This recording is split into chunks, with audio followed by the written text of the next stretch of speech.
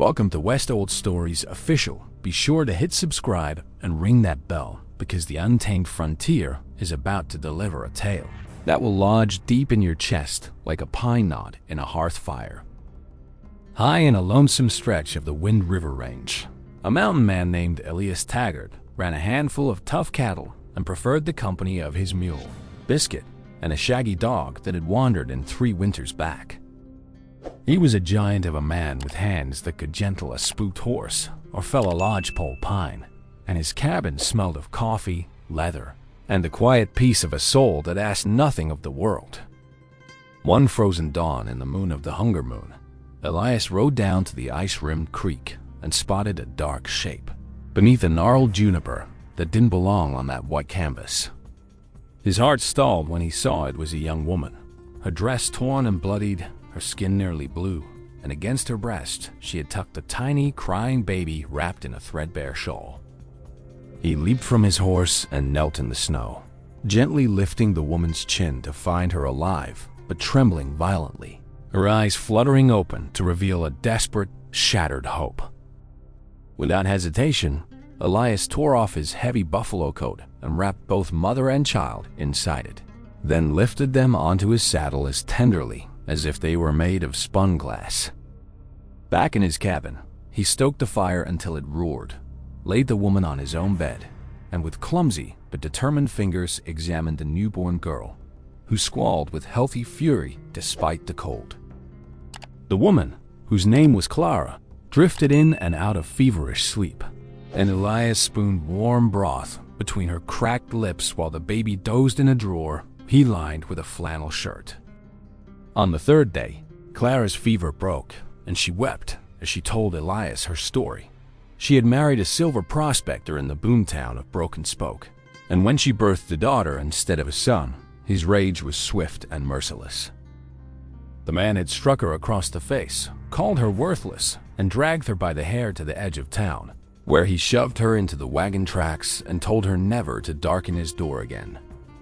Bleeding from the birth and that final blow, she had staggered into the wilderness with nothing but the baby, fully expecting the cold to take them both until God sent a mountain man instead. Elias listened to every word without interruption, his jaw tightening like a steel trap, and when Clara finished, he simply said that his cabin had 2 sturdy walls and a roof that had never yet failed anyone in need.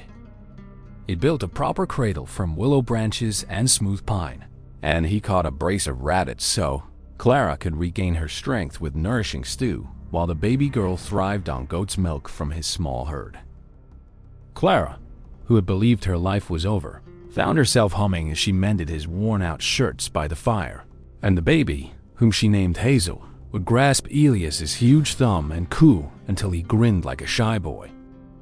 Weeks melted into months, and the mountain man who once spoke more to his mule than to people now discovered he had 100 things to say about the way. Clara's laughter chased shadows from every corner of the cabin.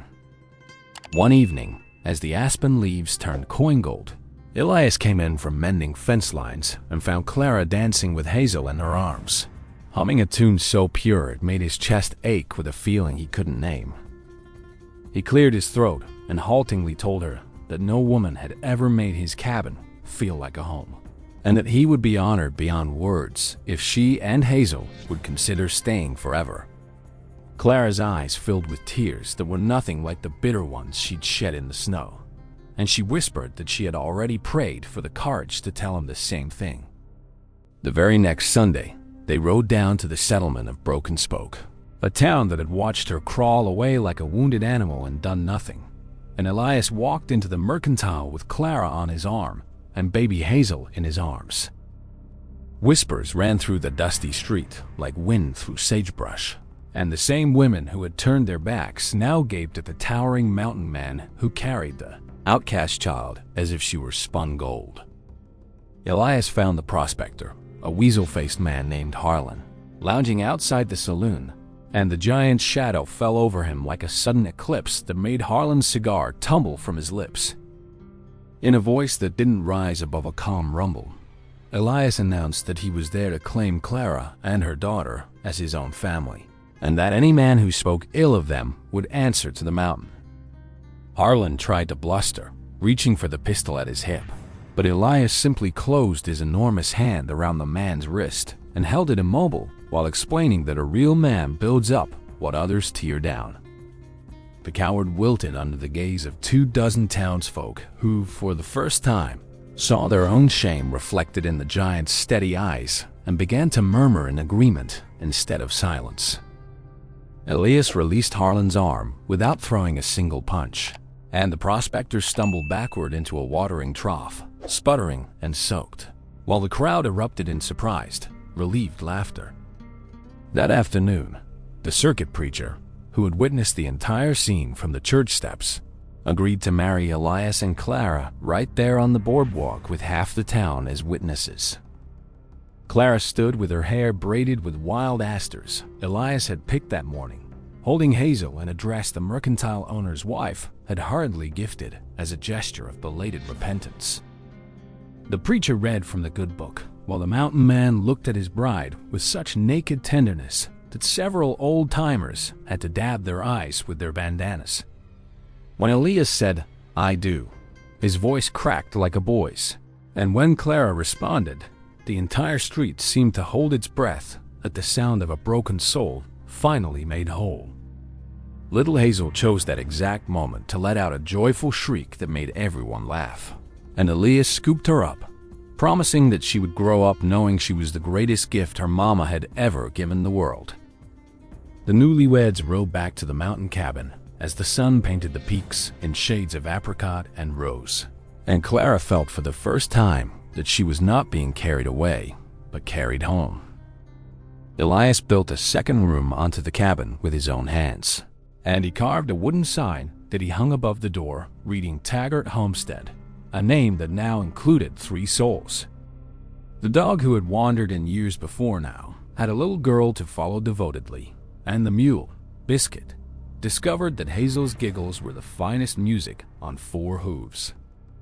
As the months turned into years, Clara's wounds, both visible and invisible, faded entirely, and she became known throughout the region as a woman of profound kindness who never turned away a weary traveler.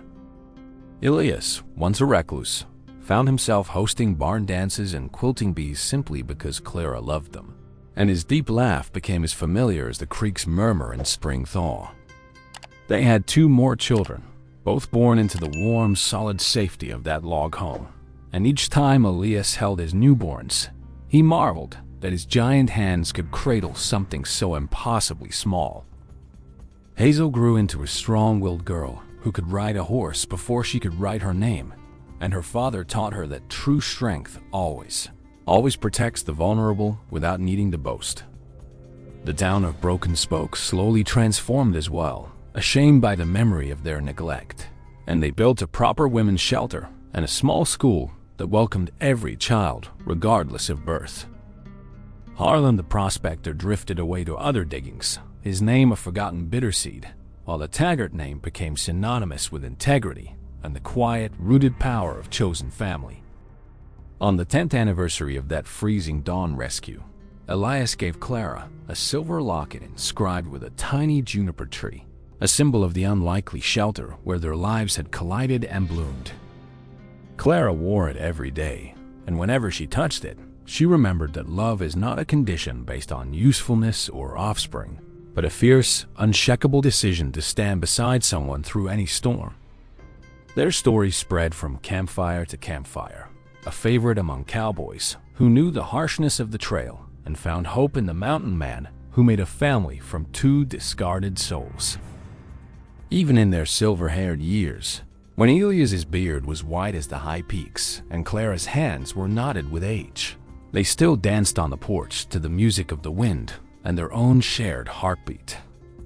Hazel eventually married a kind-hearted wrangler, and she named her first daughter Clara, telling her the story of the grandmother who was thrown away and the grandfather who said, "You are mine," and that changes everything. The cabin still stands, some say, a weathered monument to the truth that the harshest wilderness can bloom with the deepest tenderness when a good heart dares to defy cruelty. And if you walk that high valley in the stillness of a summer evening, you might just hear the echo of a baby's laugh and the low, contented rumble of a mountain man's lullaby. I hope this story kindled a fire in your belly, because the Old West is full of proof that discarded people can become cornerstones and that love is the truest form of rebellion against the world's meanness. If Elias and Clara's journey touched your heart, tap that like button as if you're stamping your own homestead claim on a piece of frontier soil, and share this video with someone who needs a reminder of their worth. Subscribe to West Old Stories Official and ring the bell. The campfire's always lit, and a brand new legend of courage and grace is waiting just beyond the ridge for you to discover.